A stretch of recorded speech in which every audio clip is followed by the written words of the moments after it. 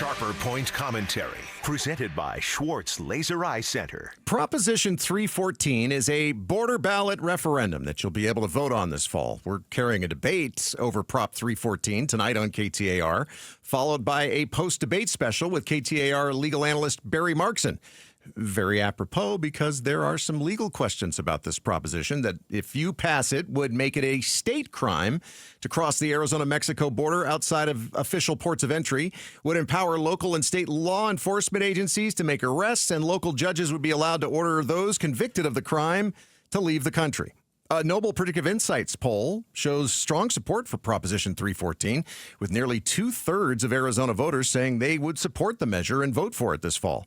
Then there's the abortion issue, which will also feature a ballot measure that would create a state constitutional amendment that would end up legalizing abortions in Arizona through the time that a baby becomes viable. In other words, able to live outside of the mother's womb.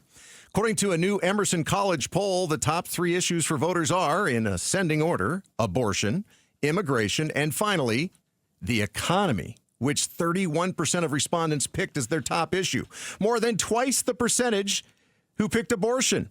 When you consider that 10% also picked housing affordability as their top issue, and add that to the economy issue, money matters really have double the concern of any other issue this election.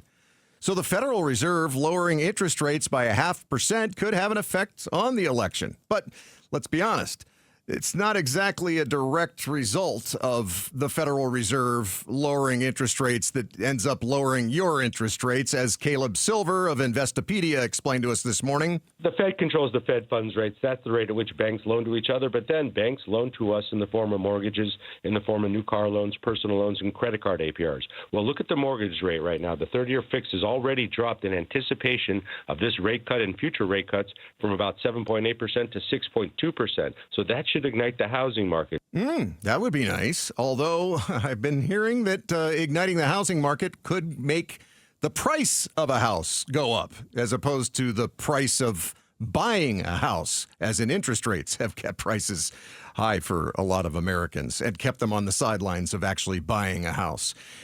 Here is the really interesting part about all this, because I heard time and time again that the Federal Reserve was very, very hesitant to look like they were trying to have anything to do with the election.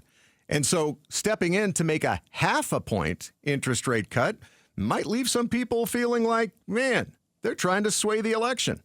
And will there be more interest rates cut soon, Caleb Silver? The expectation for Fed policymakers is for rates to reach 4.4% by the end of this year and then 3.4% by the end of next year. So rates are coming down.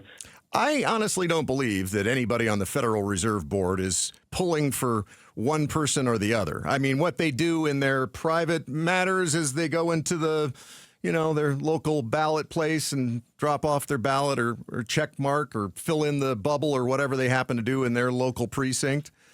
I don't think that they really have any interest in trying to sway the election one way or the other.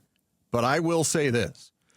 When you consider how high of a percentage voters are when discussing this matter, listing it as their top issue, immigration, abortion, hey, it's still the economy, stupid. And I'm not talking to voters when I say that. I'm talking to the politicians.